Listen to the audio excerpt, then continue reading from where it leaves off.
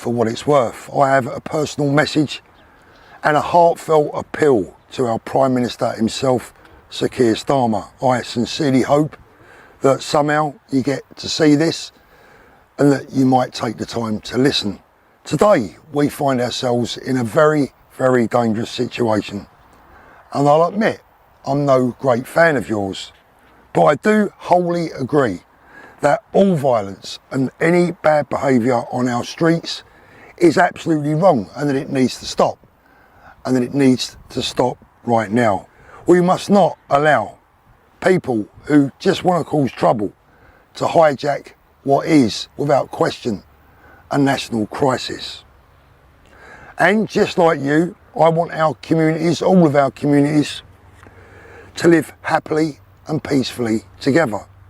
My dream is to unite this kingdom so that all of our children, everyone's children, can grow up happily, safely and securely in this beautiful country of ours without any discrimination and without fear, based on British values and British culture. Yesterday I listened very, very carefully to your speech covering the unrest around the country, and there are more demonstrations planned by various individuals this coming weekend. And like a lot of other people that have been speaking out this morning, I have to say, I felt that you badly misread the room. There is life outside the bubble of Westminster, the BBC and the Guardian.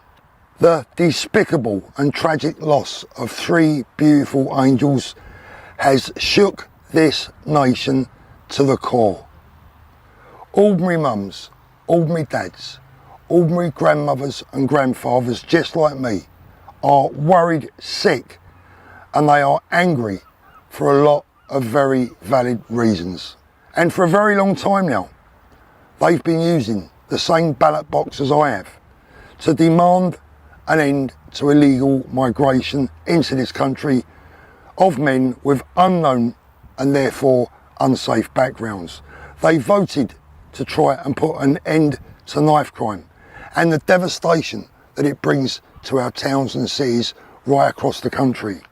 And you all know this better than anyone. Consecutive Tory governments have ignored them. And today we see the result. Ordinary people around the country feel lost, betrayed and ignored. They're in despair. They feel helpless. They're in fear. And they feel they have no hope. Many have been left, rightly or wrongly, that they have no other choice than to take to the streets. And as our Prime Minister, it's now your job to prove them wrong and to act upon those fears. And this should not be about labelling or separating any of our communities, no matter what race or religion they are. Surely we all feel the same. And yesterday, when you appeared to simply dismiss concerned ordinary British citizens as far right, was, well, let's just say it was unfair at best and probably very badly misguided. And I'm very worried that innocent people will become unfairly targeted, just like they were in Downing Street on Wednesday evening, where completely peaceful and wholly innocent senior citizens were targeted, bullied and arrested simply for being concerned and for caring about our kids. That is not to condone the bad behaviour of a few. And I would urge you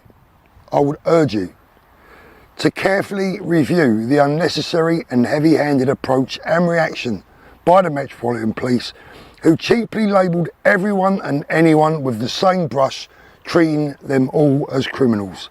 Is that the route that we're taking? Do you think that is a recipe for unification, togetherness and peace?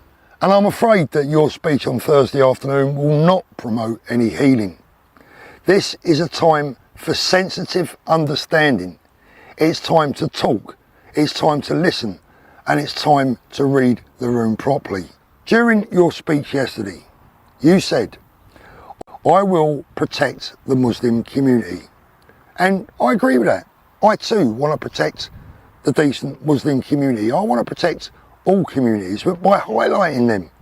Do you not understand that you're only causing more division, especially at a time when the nation is concentrating on grieving for 3 young children, 3 young girls. How can you not see that? And I believe that every single person that lives in this country should be treated exactly the same, with the same respect, and should all be equal to the law, British law. But that's not what the public is perceiving, it's not what they're seeing, and it's definitely not what they're feeling, and you do well to understand that. The people, all people, want to support our police services, they want to trust our government.